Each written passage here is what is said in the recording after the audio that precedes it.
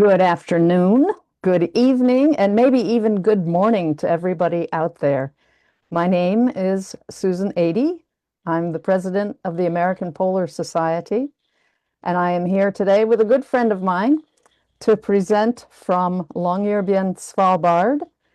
And this is called Voices from the Ice Live. And we are going live, so be prepared. Anything could happen as I introduce my friend Lena, who is a polar historian living in Longyearbyen. Welcome, Lena. Thank you very much, Susan, and hi to everyone. Thank you for having me.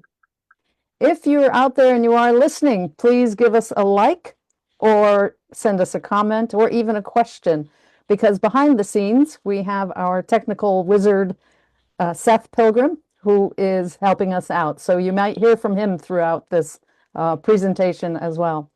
And Lena, you have a globe in your hand and you're standing someplace dark. Where are you on the planet? So I am right now in Longyearbyen, the world's northernmost settlement, originally named Longyear City after an American named John Monroe Longyear. So Longyearbyen on Svalbard, which is the northernmost populated place in the Can you world. come in a little closer with Yeah, I will come your closer. You have, tools, your education tools? I yeah, see this is Africa. yeah. So you have to go all the way up to through Norway and come up. You even have to go under the knob here to find Svalbard. You're You see almost to the northern North Pole. Greenland. Yeah, it's next to the North Pole. It's 815 miles from the North Pole. Whew.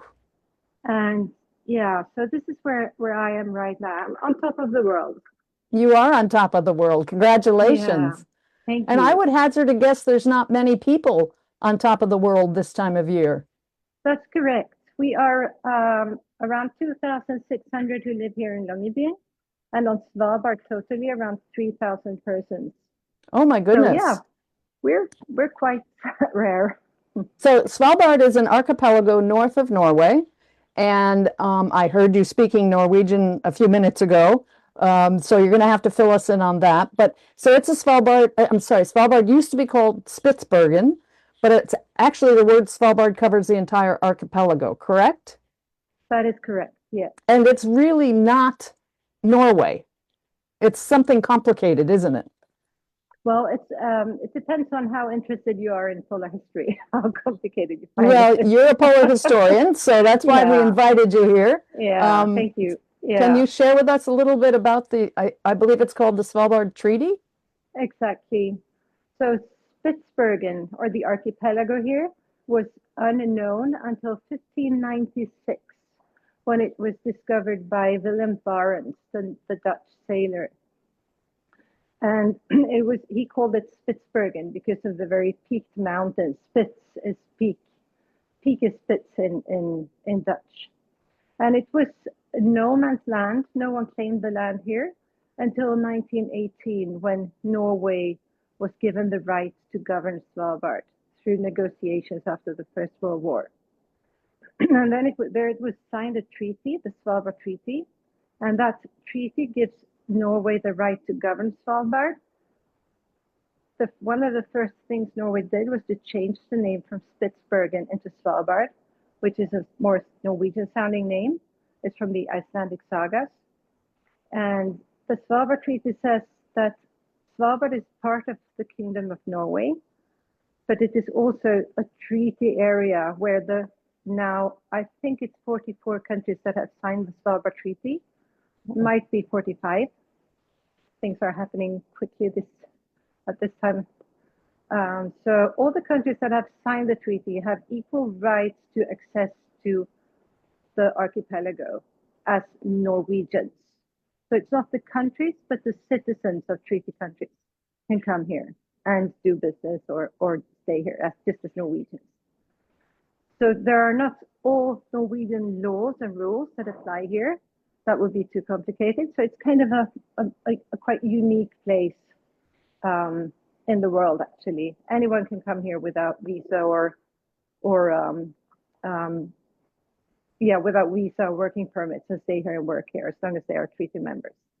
So Okay, I want to back up to that, the 44 or 45, like you said, that things are changing quickly. We Yeah. understand that. Mm. Member countries, and they are a person from a member country is it's legal to come up there and to live or run a business up there. Is that correct? Exactly. On the same conditions as Norwegians. Yes, that's correct. Correct, right. Following the rules of Norway. Yeah. And Mm. so that brings me to my next question because I saw when I visited Svalbard many times and seen you there and we visited and worked together. Yeah. Um, Yeah. they I have been to well, I've been to three other communities. Barentsburg, Pyramiden, and then New Allison or not. Yeah, I think that's how you Mm. say it. Yeah. Yeah. And Mm. Barentsburg and um, Pyramiden. Pyramiden, thank you, are Russian. Correct. And I thought, but I'm not sure, that they were coal mining. Correct. And Yeah. so were those private entities that came? Mm. Yes. So originally there was Norwegian and Swedish and Dutch companies who had claims here. Also American. The first day was American. Longyear City was originally American. Right. So yes, different countries. But it came down to only Norway and Russia having coal mines and claims on land here. So today there's a Russian company called Turist Artikogol who runs two coal mines here. Barentsburg, where there are around 300 persons, and Pyramiden. And the coal mine in Pyramiden was closed a few years ago. And the people living there were relocated over to Barentsburg. So today, Pyramiden is more like a showcase of Soviet Union, actually. It's a place to come and visit to look what it looked like during the Soviet Union. There are 15 people living there. Yeah. I see. Okay. Amazing. And you're standing in some place that has to do with all that history, I think, right? Yeah, that's Let correct. in that building. What can you tell us about the Yeah. place you're standing? Yeah. So I'm standing in one of the most iconic buildings in Longyearbyen, the Cableway Central. So this settlement is built up on coal mining, and there were up to 7 mines operating. And to transport the coal from the mines to the harbor, it was built a cableway stretching all over the settlement. And all the 3 lines from the cableways came into this enormous building here where I'm standing now, and were then um, sent further on to the harbor to be shipped out. I see. So coal was the primary or is the primary product that's produced in Svalbard. Is that correct? It was correct until June last year when Norway closed their last coal mine here. Ah, I see. Yeah, so it was closed. So now there are the two the Russian company's coal mines, but in Longyearbyen there's no coal mining anymore. Has ended. Yeah. I see. Okay. Now there's a Hmm. third community that's there, and that's north of you, further, even further north of you. But that's a Yeah, scientific community, correct? that's correct. Yes, And that is and New can Orleans. Yes. can you Mm. tell us anything about New Allison? Yeah, so I lived there for 2 years. It's a beautiful place. It has the big number of 23 inhabitants, and it's really, really far north. It's an amazing place. It's a scientific station run by the Norwegian government or Norwegian company, Kings Bay, and they supply scientists with facilities. It's like a research station with where different nations have their stations and come in and buy services from Kings Bay. So So yeah, I it's a little gem. Yeah, Yeah, so in visiting there, I've seen, the buildings. It's a beautiful place, but very small, as you said. And Kings Bay has always managed our visits there, which is wonderful. They have a little museum and even a post office, of course. But I was really, I really enjoyed that I saw multiple nations there, scientists from many different countries. And I just thought that was fantastic. So there's a lot of science going on Svalbard, correct?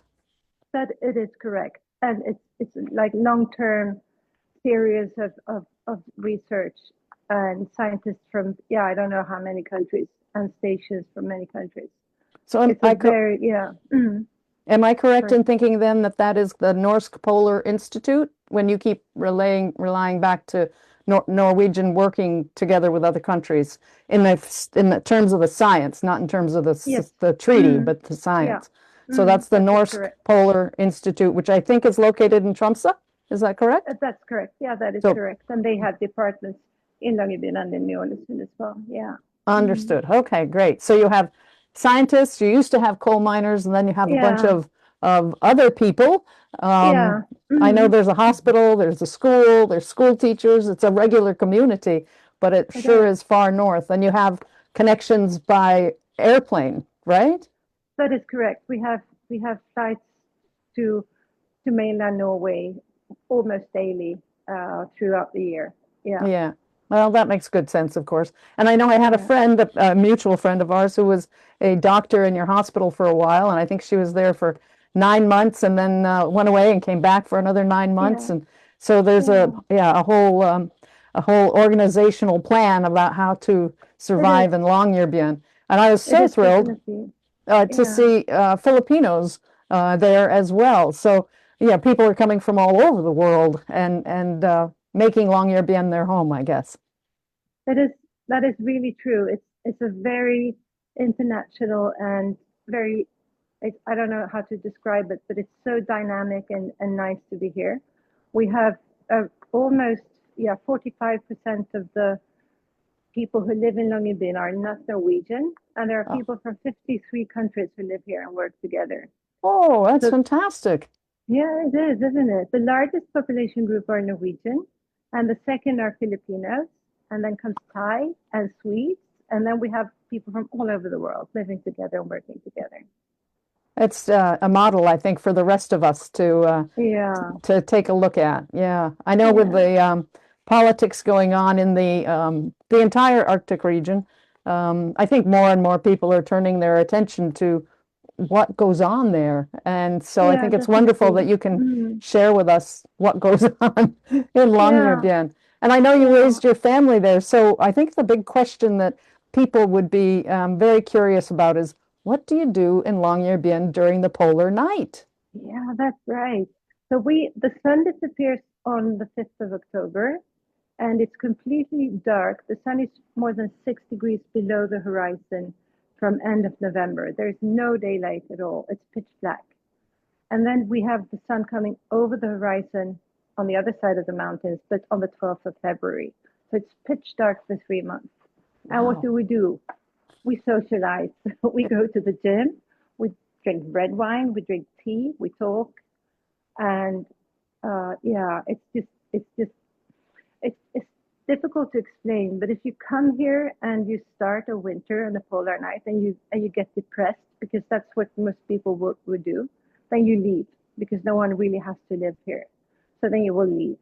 So the people who do live here and do stay through the polar night, they love Of course. That it. makes perfect sense. I understand that. Yeah, So, yeah, children, going to school in the dark, but there must be sports and athletics and arts and I know your daughter's a singer, for instance. yeah. So the people are kept busy by doing all sorts of things, right? And I'm sure knitting must be a big pastime also, being Norwegian. Definitely. Yeah, definitely.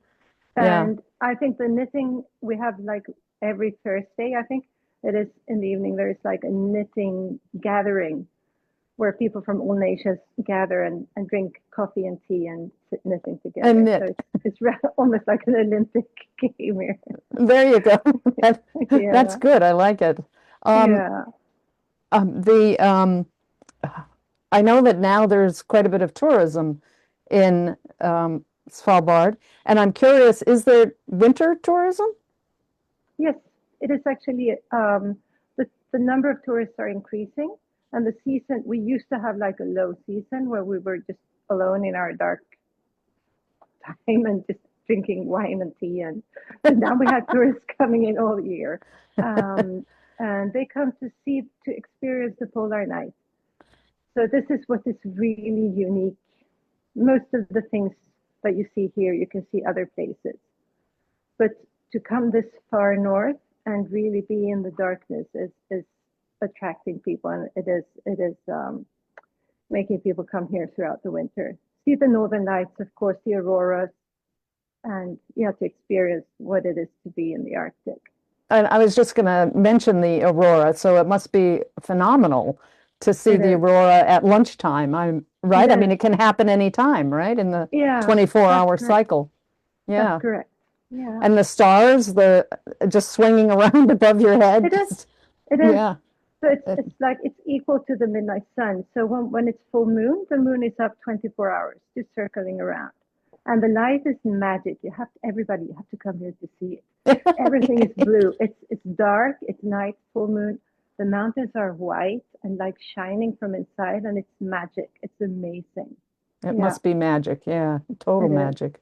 Yeah. So when the sun starts to come back, what do you first see? What do you first experience? So in end of January, we see a little different kind of blue in the south horizon. And people start going out at lunchtime and talking about, did you see the light today? Did you see the light today? And this happens for like 2 weeks. And then it starts to be more and more red and eventually more and more yellow, and that light in the horizon. But I just have to put on my mittens. It's so cold here. I bet. I bet. So, and yeah, um, on the 15th of February, we see the sun shining on the mountains on the other side of the fjord. So on the top, it's just there, it's like orange light from the sun. Wow. And then we start waiting and start preparing. So on the 8th of March at 12:31, the sun shines into Longyearbyen for the first time At after, 12:31. 12:31. It differs a bit because it comes over a glacier, so it depends on how much did it snow or melt through the winter. But it's about 12:31. And Yeah. and is the town standing out there waiting? Yeah, Uh, everybody dresses up. Everybody. Yeah, and paints yellow suns on their cheeks. And yeah, Oh, celebrate. Yeah, there's a week-long festival celebrating the return of the sun. I bet. I bet. That's Yeah, exciting. And yeah. yeah, so tourism in the winter and then tourism in the summer. So I came as a guide. You are a guide and a historian lecturer. So how can you speak to the management of tourism? Because I know that in many areas, well, for instance, I think the most iconic one was in Venice, and nothing to do with the polar regions, but so many people going to Venice, it was just, everybody was overwhelmed and said this has to Mm, stop. So mm. managing tourism anywhere is a challenge, and I think important to do for all of us. Can you address how that's being managed at this point in Svalbard? Absolutely, yeah. So, first of all, Svalbard is the place in the world where we have the biggest effect of the climate changes this far. We have an increase in temperatures of average temperature of 7 degrees Celsius in 20 years. Wow. So this is kind of the hot spot in the world. And this has big effects on the nature and the environment and the cultural heritage. So the, the Norwegian government and the governor of Svalbard are addressing this with new regulations on where to travel on Svalbard, how to travel to make it more responsible. And those new regulations are coming in from next year. So it's about certifying guides and yeah, making it more, well, I don't know, better for the nature, I suppose, because it's really a vulnerable place. Well, and So we've, it's I'm sorry. yeah, yeah, no, that's fine. So it's being done a big, it is in working now. It's going on right now. There was a What's meeting yesterday evening about information, and so it's coming to be good regulations here, I think. Yeah. So any sensitive place in the world has regulations for Yeah, visitation definitely. and to Definitely. protect the environment and to protect the people visiting the environment. But the environment should come first. We are just visitors to Yeah. that location. Now, my looking back in history, my great grandfather, who's from Sandefjord, Norway, was a whaler in Svalbard and Greenland back Yeah. way back when. I want to say turn of the from 18th to 19th century. And Yeah. I Mm. know that the whalers and the sealers were some of the first people that came, but there was no native population on Svalbard at that time. Is that correct? That is correct. Yes. There was some feeling that Yeah. there might have been Russian settlement on the far southeast side, I believe, who might have been sealers or something, but that wasn't a permanent settlement, I think. Yeah. So what they say that what has been kind of the evidence of what we know now is that the first person to come here was Willem Barents. There has been found no evidence of anyone coming here before that. Before that, right, right. Exactly. And Barents noticed all the whales here and the whaling started. And then the Pomors came in from Russia I and see. built up stations. But there are Right. also discussions in Russia and others who say there might have been and it might have been but the fact that Norway and that I've learned and from every research I've done, it is that Barents came here first. No one, there has been no traces of anyone here before that. Before that. That Yeah. makes sense. Yeah, yeah. Yeah. Mm. And so now I guess that if the coal mining is closed down and it's mostly scientific work, then tourism becomes an important component, though, of your economy, of the local economy. Is that correct? That is correct. Yes. Yeah. Mm. Okay, we've talked a lot about people. We've talked a lot Yeah. about other things. Svalbard is covered with wildlife. Well, not completely covered because it's covered with ice, but polar bears are a hot topic. Everybody wants to see one, but I'm curious about living in the world with polar bears because Yeah. you Mm. and the people of Greenland or the people of Nunavut or northern Canada in general have to live in the communities or live in the world with polar bears. Can you tell us what that's like?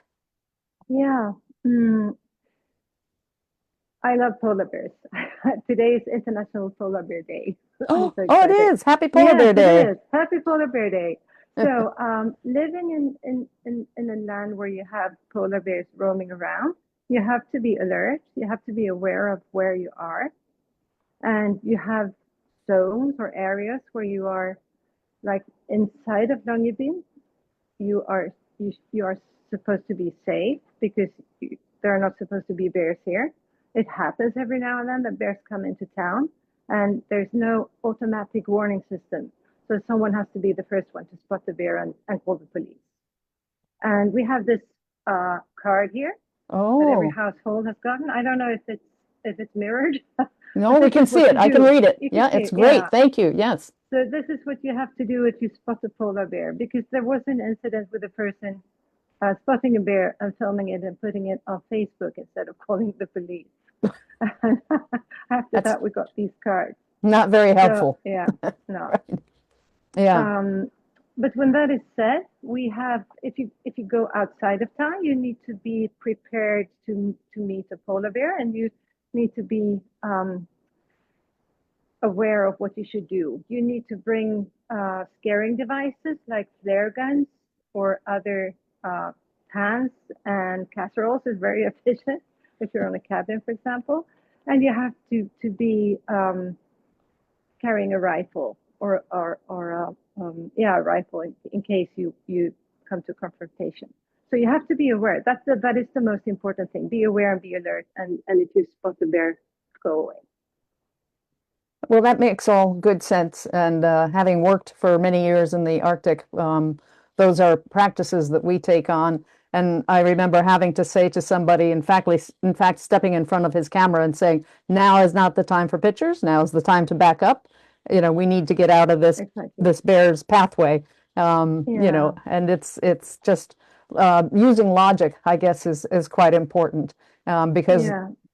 you're living in bear territory and there is going to be interactions at some point. So yeah, being Definitely. Yeah. logical. I like Yeah. that. I like that flyer. Is that to put in windows or is that just being handed out to people or how is it used? Yeah. When it's every now and then it's handed out in every mailbox. I So see. everybody gets one, and then you can get them from the governor's office or at the university or in different places. I see. Yeah. I see. Yeah. And now we Okay. haven't had a bear in town for like 2 years, 3 years or something. So now it's everybody kind of relaxing. So it will Yeah, soon be, we will need it yes, again soon. yeah, we'll need to be reminded. And you have a Yeah, polar bear on your lovely jacket there. I like yeah, that. I hope it's keeping yeah. you warm. I know we had It hoped you could is. be outside, but I understand the wind is Yeah, howling tonight. it is. It is really. I have, I, we've had a terrible winter storm here. I'm sorry if I'm going to read this out because I actually checked. We had winds up to 96 miles per hour this week. Oh my gosh. Exactly. And Wow. right now it's lower. Now it's maybe half of that, but we still have like 23 Fahrenheit with the Wow. wind chill. So it's super cold outside. Wow. Yeah. So So it's it's been whatever you said, 90 something degrees 96, yeah. miles per hour. Nine, That yeah, that is hurricane force. correct. If it was a Yeah. swirl, right, that would be Yeah. hurricane two, Yeah. category Yeah. 2 or 3 It is. hurricane. Yeah. Yeah. So So that's what makes it easy for us to have storms like that here is that we don't have any trees. So sure. yeah, so it's only snow blowing around. We just stay indoors and wait for the wind. Right. Yeah, Again, logic, right? Using yeah, logic. yeah. Yeah, that's great. Well, I really appreciate you taking the time, so much time to spend with us tonight and I guess in the rest of the polar night. When will you Yeah. have like 12 hours of daylight, 12 hours of night? In about 2 weeks. So Oh we have the my. sun. Yeah, the sun will. We have celebration of the Sunday will be celebrated next Sunday, and then we'll have on the 21st of March is spring equinox, right? Yes. So then day and night is has the same length all over the world, but we have the refraction in the atmosphere. I'm sorry, I'm a guide, so we have a bit longer. But theoretically, it will be on the 21st of March, 12:12, and then on the 21st of April, we have midnight sun. Oh man. Great. Yeah, Great. Oh, that sounds, yeah, you live in an amazing place and have had an amazing life. So I'm just thank glad you you. could share a few minutes of it with us and with our audience. Thank Seth, you. I know you're listening. Are there any questions that have come in? If there are, put up your hand and then we can give it over to you for a minute. Sometimes what we find, Anna Lena, is that we get questions afterwards. So if we do Yeah, get some right. questions, we'll send them on to you and see if we can get answers for them. Yeah, This that's fine. this Yeah. video, in case you're curious, will be on our Facebook page for 30 days. So if anybody of your friends or family missed it and they want to see it, Thank you. you can send them anytime within the next 30 days. So Thank you. we really appreciate you taking your time to be with us today. And thank you to your crew. I know you've got quite a crew there helping you. Yeah, So thank you very very much. nice that the Yeah, they all family and say friends hi. chip in. Yep. Yeah, yeah, they And all say hi. I hope Yeah, maybe you'll come back on a more pleasant day when we can see some of the mountains that surround you in that would, Longyearbyen. yeah, that would be amazing. Thank you very much for having me. And thank you, Susan. It's really, really nice talking to you. Oh, thank you so much, Annalena. I miss doing business with you, so I hope we get to So do more of likewise. this. Yeah, I Okay. hope so too. I hope to Oh, see you in the Arctic. oh, you will. You will. I'll be Yeah, back. good. Good. Okay. Thank you very Okay. much. Stay Thank well you. and stay Thank you. warm. Stay safe and warm. Thank you. Likewise to you. Okay. Thank you, everyone, for Okay. joining us. Thank you. Uh, Bye. Back to you. Bye.